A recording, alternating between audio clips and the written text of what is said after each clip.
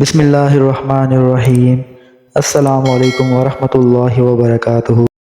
پیارے دوستو، اس ویڈیو میں پیش کیا جانے والا واقعہ اگر آپ کو پسند آئے تو ویڈیو کو لائک کرنے کے ساتھ ساتھ چینل کو سبسکرائب ضرور کیجیے، شکریہ۔ حضرت عمر رضی اللہ تعالیٰ عنہ کے اسلام قبول کرنے کے بعد ایک دفعہ نماز کا وقت ہوا تو حضور نبی کریم صلی اللہ علیہ وآلہ وسلم نے صحابہ کرام سے فرمایا کہ نماز کی تیاری کرو۔ حضرت عمر رضی اللہ تعالیٰ عنہ نے نبی کریم صلی اللہ علیہ وآلہ وسلم سے پوچھا، حضور صلی اللہ علیہ وآلہ وسلم آج نماز کہاں پڑھیں گے؟ حضور صلی اللہ علیہ وآلہ وسلم نے فرمایا، کسی کونے میں چھپ کر پڑھتے ہیں۔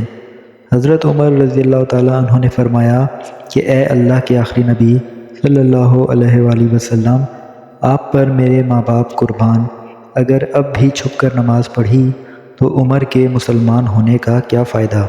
حضرت عمر رضی اللہ تعالیٰ عنہ نے کہا، حضور صلی اللہ علیہ وآلہ وسلم آج نماز کعبۃ اللہ میں پڑھیں گے۔ حضور صلی اللہ علیہ وآلہ وسلم نے فرمایا کہ عمر، کفار کا بہت غلبہ ہے۔ اس کے بعد حضرت عمر رضی اللہ تعالیٰ عنہ گھوڑے پر بیٹھ کر مکہ کی گلیوں میں گئے اور بآواز بلند لوگوں کو مخاطب کرتے ہوئے کہا کہ لوگوں، آج میں نے کلمہ پڑھ لیا ہے اور میں حضور اکرم صلی اللہ علیہ وآلہ وسلم کا غلام بن کر آیا ہوں۔ آج ہم کعبۃ اللہ میں نماز پڑھنے جا رہے ہیں۔ اگر کسی نے اپنی بیویاں بیوہ کروانی ہوں اور کسی نے اپنے بچے یتیم کروانے ہوں تو وہ آئے اور عمر کے راستے کو روک کر دکھا دے۔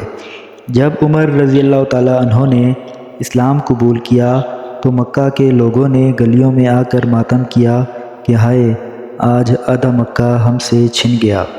واپس آ کر عمر رضی اللہ تعالیٰ عنہ نے کہا، اے میرے حضور صلی اللہ علیہ وآلہ وسلم، آپ آگے چلیں، میں آپ کے پیچھے چلتا ہوں، بیت اللہ میں نماز پڑھیں گے۔ میں دیکھتا ہوں کہ کس کافر کی جرأت ہوتی ہے جو ہمارا راستہ روکے۔ پھر وہ سب بیت اللہ شریف میں پہنچے تو حضور نبی کریم صلی اللہ علیہ وآلہ وسلم نے خوشی میں خود نعرہ تکبیر بلند کیا۔ اس کے بعد جب حضور نبی کریم صلی اللہ علیہ وآلہ وسلم نے مکہ سے ہجرت فرمائی تو عمر رضی اللہ تعالیٰ عنہ نے انوکھی ہجرت کی۔ سب سے پہلے بیت اللہ کا طواف کیا، پھر گھوڑے پر سوار ہوئے اور مکہ کی گلیوں میں اعلان کیا، آج میں ہجرت کر کے مدینہ جا رہا ہوں، اپنے آقا حضرت محمد صلی اللہ علیہ وآلہ وسلم کے پاس۔ کسی میں ہمت ہے تو آ کر عمر رضی اللہ تعالیٰ عنہ کے راستے کو روکے۔ حضرت عمر رضی اللہ تعالیٰ عنہ کی وفات کا وقت قریب آیا تو آپ رضی اللہ تعالیٰ عنہ نے اپنے بیٹے سے فرمایا کہ اے میرے بیٹے، جب میری موت کا وقت قریب آئے تو میرے جسم کو مروڑ دینا اور اپنے دونوں گھٹنے میری کمر کے ساتھ لگا دینا، اپنا دایاں ہاتھ میری پیشانی پر اور بایاں ہاتھ میری ٹھوڑی پر رکھ لینا، اور جب میری روح پرواز کر جائے تو میری آنکھیں بند کر دینا اور مجھے درمیانہ سا کفن پہنانا، کیونکہ اگر اللہ نے مجھے خیر عطا کی تو وہ مجھے اس سے بہتر کفن عطا کر دے گا، اور اگر میرے ساتھ کچھ اور ہوا تو اللہ تعالیٰ مجھ سے اس کفن کو بھی چھین لے گا اور میری قبر کو بھی سادہ سا بنانا۔ اگر اللہ نے مجھ پر کرم کیا تو میری قبر کو تا حد نگاہ کشادہ کر دیا جائے گا، اگر معاملہ اس کے خلاف ہوا تو میری قبر کو اتنا تنگ کر دیا جائے گا کہ میری پسلیاں ایک دوسرے میں گھس جائیں گی، اور میرے جنازے میں کوئی عورت نہ جائے، اور کوئی ایسی خوبی بیان مت کرنا جو مجھ میں نہیں، کیونکہ اللہ تعالیٰ تم لوگوں سے زیادہ مجھے جانتے ہیں، اور میرے جنازے کو لے کر تیزی سے چلنا، کیونکہ اگر مجھے اللہ کی طرف سے خیر ملنی ہے تو تم مجھے اس خیر کی طرف لے کر جا رہے ہو، اور اگر معاملہ اس کے خلاف ہوا تو سمجھو تم ایک شر کو اٹھا کر لے جا رہے ہو، اسے جلد اپنی گردن سے اتار دینا۔ حضرت سیدنا عبداللہ بن عمر رضی اللہ تعالیٰ عنہ بیان کرتے ہیں کہ سیدنا عمر رضی اللہ تعالیٰ عنہ نے کہا، کسی طبیب کو بلاؤ تاکہ وہ میرے جسم کا معائنہ کرے۔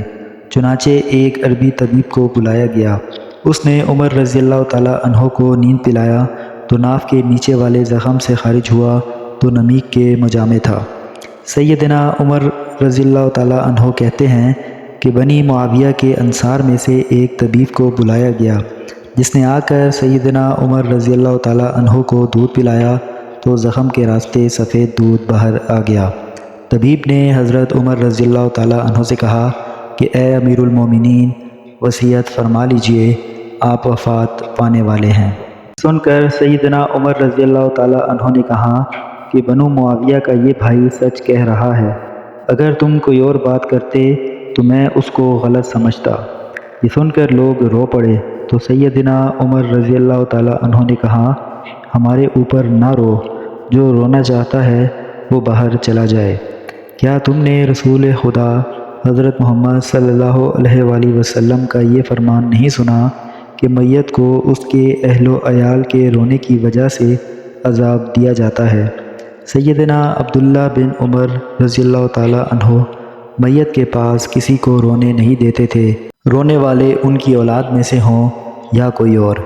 اس لیے ہمیں بھی چاہیے کہ اپنی میت کے پاس نہ روئیں، تاکہ ہمارے رونے کی وجہ سے میت کو عذاب نہ دیا جائے۔